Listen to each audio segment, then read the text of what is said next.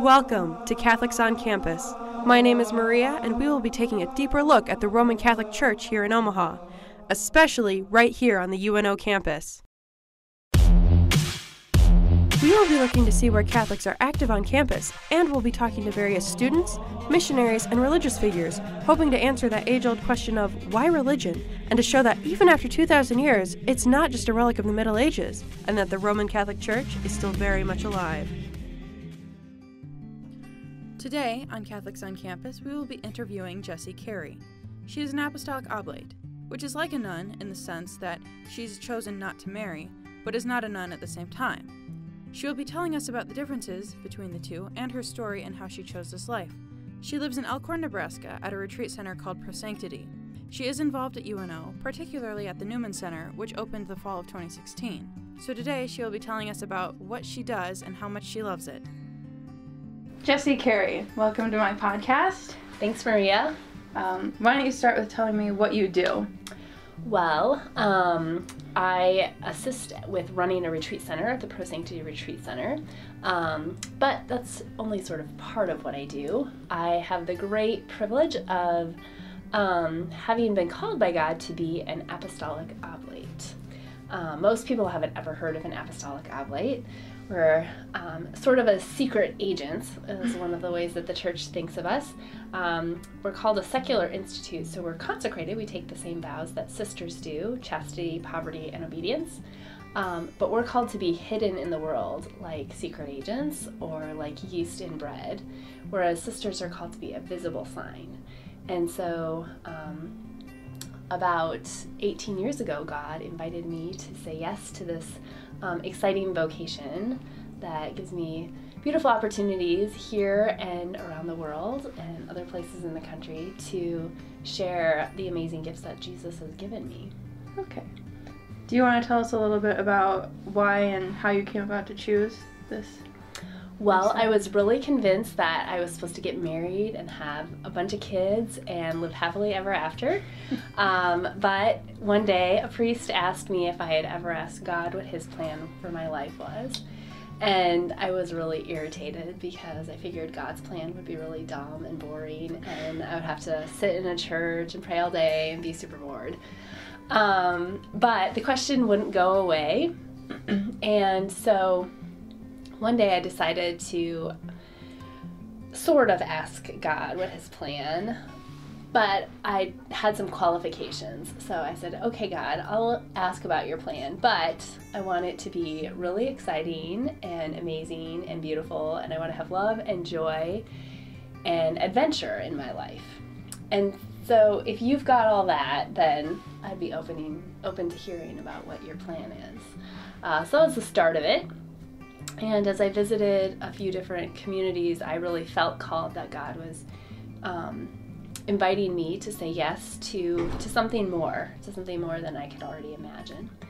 And every step of the way was actually a really beautiful adventure and surprising to me in many ways that I could never have come up with on my own. Mm-hmm. And when I met the Apostolic Oblates, it was just this really great fit of being really immersed in the people in the world that I cared enough about to give up my life and my dreams, and the beautiful families that I had interaction with and people that I would come to know.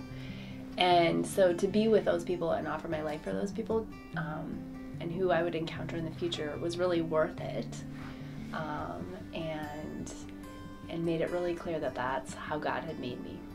Okay. So the Newman Center down at UNO opened last year. Yes, it's very exciting. Yeah, and that's more for, well, I guess maybe you would know better than I do. What is the Newman Center for? Really, it's a way to make the presence of Christ and his amazing gifts to us, his desire to actually make us really happy and give our hearts what they're made for, to have that presence be on campus and close to campus. So for students to have a place to gather, to experience community and friendship, and a space for prayer, and fellowship and formation. And so it's named after Pope John Paul II, which is really beautiful because he really had this amazing sense of bringing the promises of God into the ordinariness of daily life, and that reality of who God is and who we're made to be transforms every aspect of our life.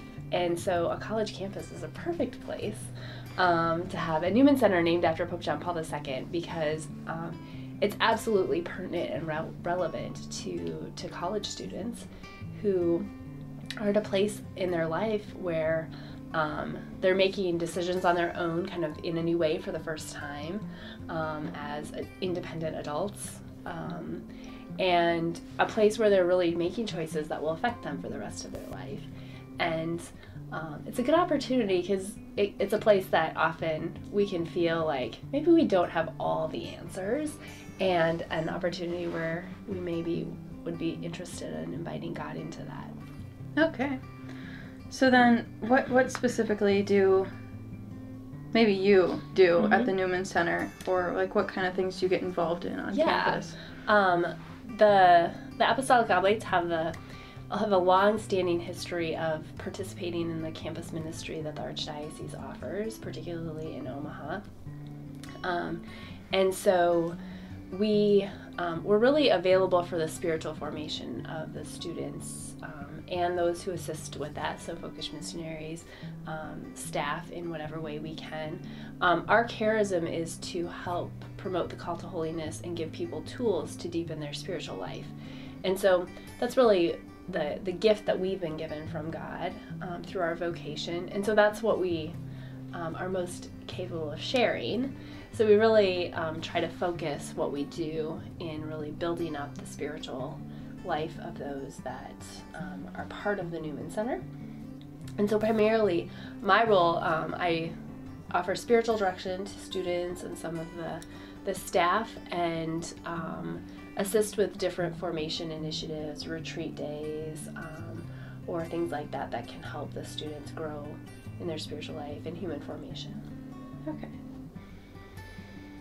And just be with the students. That's part of the really beautiful thing I think about the Newman Center, is that it's got space just to be. And it can be a major time sucker. You just sit on the couch and talk to people all day long. But it's also a real opportunity to enter into relationship. And that's where the authentic growth in friendship and relationship is a foundation for growing spiritually too, because those human relationships that we have teach us about our relationship with God. And then also it's a place to bridge, like it's useless for me to go up to some person I don't know and be like, well, hey, let me tell you what you need in your life. But if I have a relationship with people, that hopefully some of what I've received can be something of a gift to them. And vice versa. I receive all sorts of great graces from students, and as they go on their journey, and the privilege of walking with them. Okay. So what do you think is the best part of being an Apostolic Oblate? Oh, wow, the best part about being an Apostolic Oblate. It's going to depend on the day that you ask me that question, because there's so many beautiful things about it. But one of the best things about being an Apostolic Oblate is that Jesus promises that his desire is that all of us become saints, that he wants all of us to be happier than we can ask or imagine forever. And so that's what I am called to do every morning when I wake up, is share that message with others.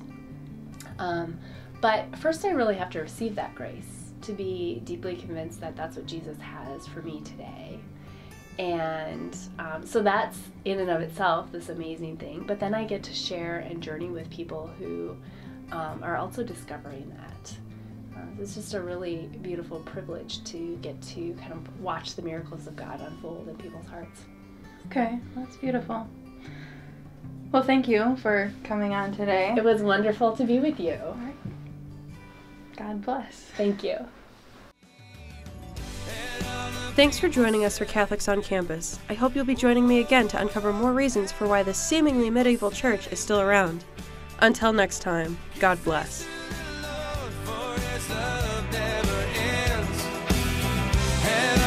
People say